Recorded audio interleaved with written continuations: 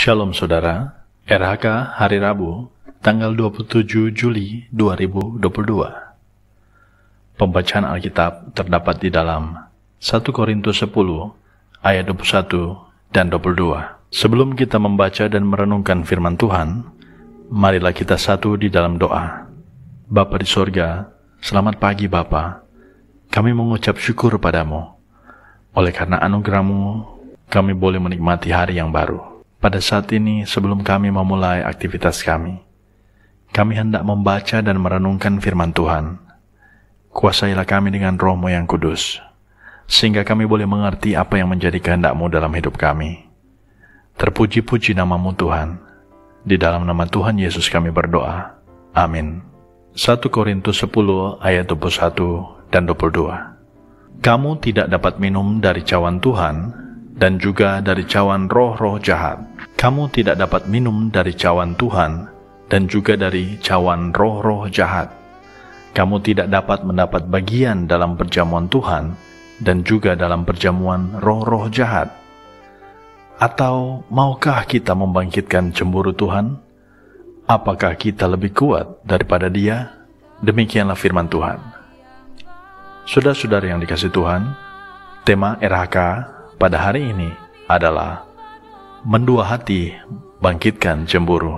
Saudara-saudara yang dikasihi Tuhan, seperti layaknya suami istri, kita harus menjaga kasih sayang di dalam pernikahan yang kudus.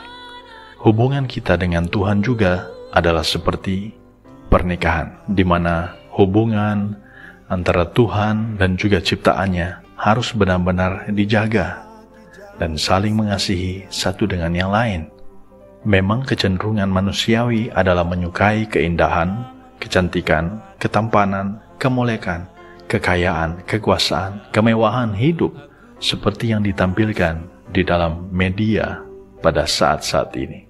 Mendua hati menimbulkan kecemburuan, kebencian, kemarahan, kesedihan, patah hati, berduka, bertengkar, dendam, dan bahkan penganiayaan di dalam suatu hubungan.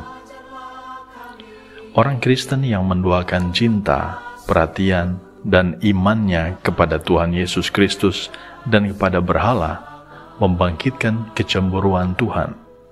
Seperti dalam pembacaan kita mengatakan, atau maukah kita membangkitkan cemburu Tuhan? Apakah kita lebih kuat daripada Dia? Saudara-saudara, beberapa orang Kristen di Korintus rupanya sering mengikuti acara pesta makan dan minum dalam penyembahan berhala. Dan mereka terpengaruh dengan cara hidup dan perilaku penyembahan berhala juga. Hal itu menimbulkan pertengkaran, perpecahan, dan batu sandungan di tengah-tengah kehidupan jemaat dan keluarga. Karena itu Rasul Paulus meminta agar mereka tidak ikut dalam perjamuan penyembahan berhala dan meninggalkan perilaku yang tidak menjaga kekudusan dan kesucian.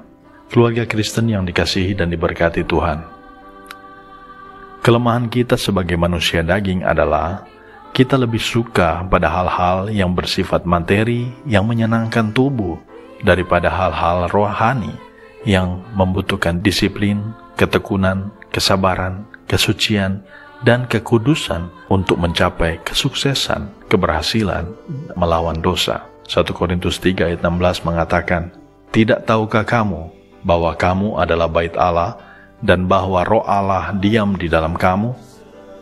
Sikap dan iman mendua akan membuat ada pihak yang terluka dan berduka. Karena itu Rasul Paulus memperingatkan agar janganlah kamu mendukakan Roh Kudus Allah. Efesus 4 ayat 30. Bahkan mendua hati iman mendukakan Roh Kudus. Kata Yesus Kristus, mendukakan dan menghujat Roh Kudus adalah dosa yang tidak terampuni.